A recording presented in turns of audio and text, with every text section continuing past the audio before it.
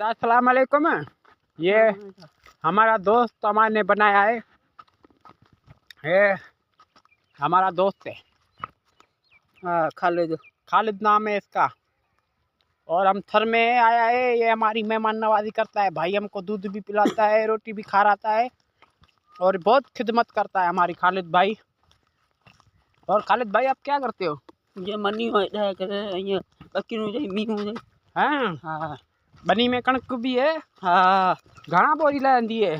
चलिए अल्लाह एकड़ में। हाँ अकेले। और तुम्हारा इधर मौसम कैसा है? ये भला है।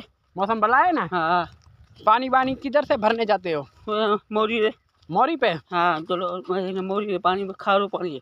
तुमने हमारा मेहमान नवाजी किया है खालिद भाई। हाँ तुम्हारा बहुत बड़ा शुक्रिया। हाँ अल्लाह तुम्हें खुश रखे। हाँ अल्लाह आमीन आमीन।